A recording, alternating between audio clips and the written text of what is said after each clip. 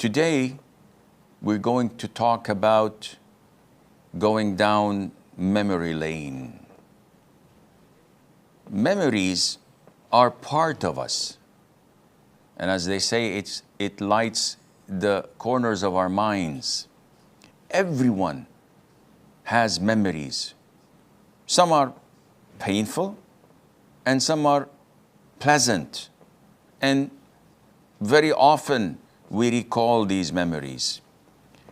And the difference between a believer and a non-believer when it comes to memories, sometimes painful memories can be cause of hardship, depression, a lot of sadness and mental illnesses to non-Muslims. It can cause such impact upon Muslims, but it is always way lighter as Muslims anticipate the reward from Allah, and they are tolerant whenever they recall it. They see Allah's blessings upon them when they remember such painful memories. And often Allah Himself reminds us of such painful memories so that we can see His favors and blessings upon us today compared to yesterday. Allah Azza wa Jal says in the Quran, "And remember, when you were few and oppressed in the land, fearing the people might abduct you, but He, the Almighty, sheltered you, supported you with His victory, and provided you with good things that you might be grateful." Whenever there is a moment of going downhill, few days, weeks, months, maybe years later, when you recover and be in a better place, you look back, reflect and ponder upon these old days, and be praising Allah Azza wa Jal and thankful to Allah subhanahu wa ta'ala.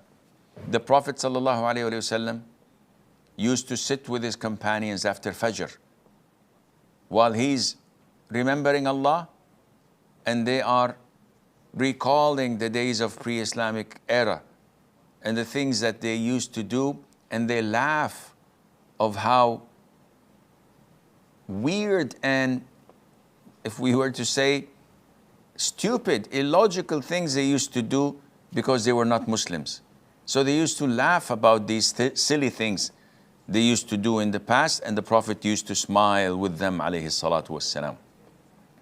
Not only that, sometimes the Prophet alayhi salatu wassalam may sit with his companions and tell them about his past, which is not that frequent, but he would recall a few of these memorable events.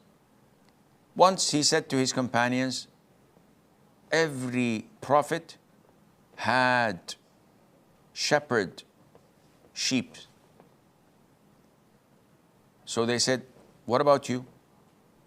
The Prophet ﷺ said, I as well. I worked for the family of so-and-so and shepherded their sheep for a number of gold coins or so. So he was paid for that when he was young, alayhi salatu wasalam, before he got married. Among the things he recalls, alayhi salatu wasalam, and shares this memory with his companions for a purpose. He says to them, I had witnessed in the house of Abdullah ibn Jad'an a treaty or a covenant called Hilf al-Fudul. And I would not want the world in exchange for witnessing such a treaty. And if I were to be called to a similar treaty in Islam, I would have answered. And this shows you that there is nothing wrong in collaborating with the non-Muslims over virtue and righteousness. If there is a charity organization that gives relief to the poor and needy and those who were struck by calamities, earthquakes, floods, etc., there's no problem in working with them and helping the poor, even if the donations are from non-Muslims and given to non-Muslims, because this is a humanitarian act. The Prophet said, alayhi salatu wasalam, if I were to be called to a similar treaty in Islam, though it is not part of the Sharia, I would have answered it. And this treaty was a call by Abdullah ibn Jad'an and Zubair ibn Abdul Muttalib when it was known by the tribes around Mecca and the people of Mecca that a lot of injustice was done. So Quraysh used to do a lot of injustice to others in the Haram area, in the sanctuary. And this was unheard of. So they had to take a stand. And they signed this treaty that whomever is being oppressed or treated unjustly, the whole of Quraysh, according to this treaty, would stand in the face of the oppressor and avenge the victims. Among his memories that people usually did not know of, that the Prophet ﷺ, before becoming a messenger, noticed something that was really odd and strange. He says that I know of a rock in Mecca. Whenever I passed by it, it used to read me salam. It used to say Assalamu alaikum before I was revealed to by Allah Azza wa Jal. And I know this rock's location till date. I know where it is in Mecca. So this is a memory, though vivid, yet profound, because it prepared the Prophet ﷺ for something that was much bigger, and that he were to be revealed to by the angel with the message of Allah Azza wa Jal. The Prophet ﷺ, even when he was secured in Medina, even when he was safe among his people, he remembered the old days.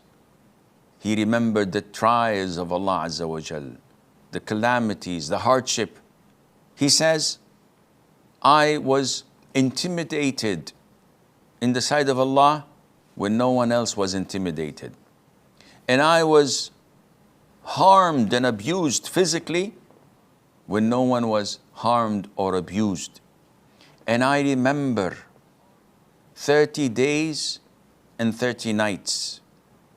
Bilal and I had nothing to eat that was suitable for a living creature, except something that Bilal could hide underneath his arm so that they would not take it from him. 30 days and nights, a whole month. And the Prophet had nothing, he had barely anything to consume for himself and for Bilal as well. Such hardship engraves the goodness people do to you at times of hardship. You never forget this. And the Prophet ﷺ remembered the good things that were offered and done to him even by the disbelievers. After the battle of Badr in the second year of Hijrah, there were prisoners of war.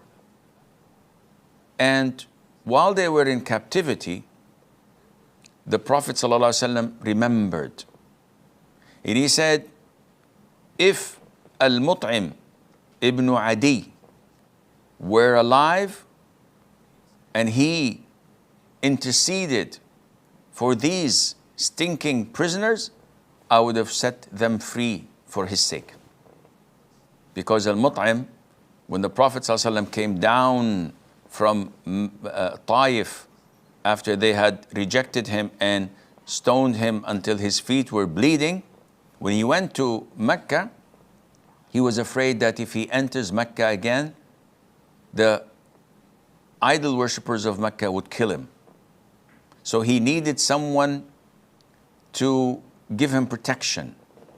Al-Mut'im ibn Adi offered this protection and went to the masjid of Al-Haram and announced it to the whole tribes of Quraysh that Muhammad is in my custody and under my protection, and whoever lays a hand on him, then he has to answer to me. And nobody ever said or did anything to the Prophet ﷺ, which made the Prophet ﷺ recall his favor even after his death.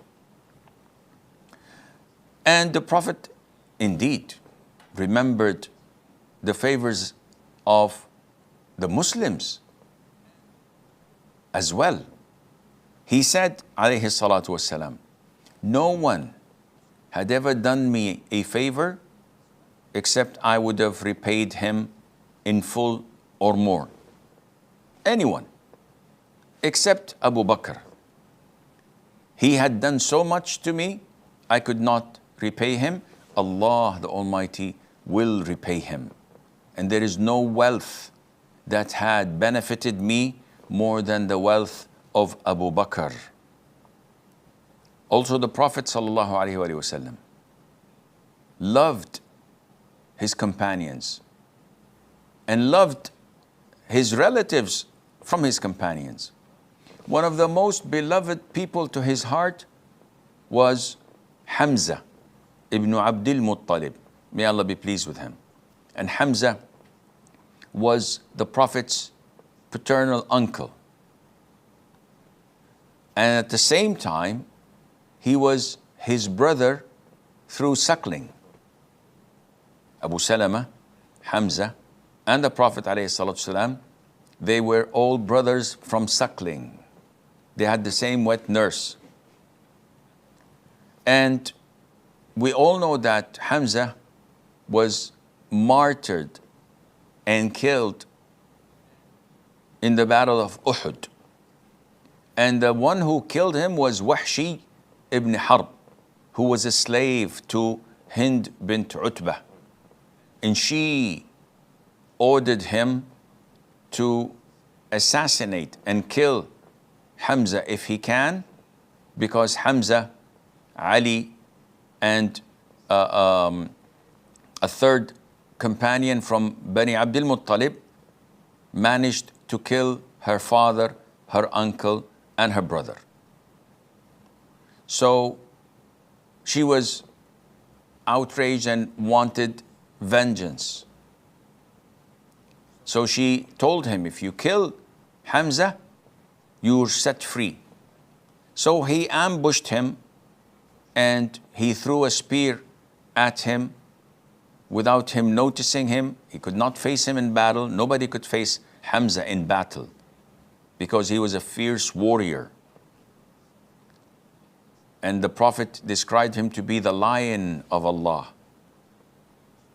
So he managed to kill him. And years passed by, and Hamza and Wahshi was free, roaming the earth, but he didn't feel good. And Allah threw Islam in his heart. So he came to the Prophet ﷺ and gave him the pledge of allegiance and accepted Islam. Then he asked the Prophet if he has safety and no one would attack him. So the Prophet said, yes, you're a Muslim, you're safe. So then he revealed his face and told him that I am Wahshi. And the Prophet immediately recognized that he's the killer of his uncle. So he asked him, how did you kill my uncle? And when he described to the Prophet ﷺ the process, the Prophet ﷺ made dua for him, for forgiveness, etc. But because of the memory of his dear uncle to his heart, the Prophet said to him, I have a request.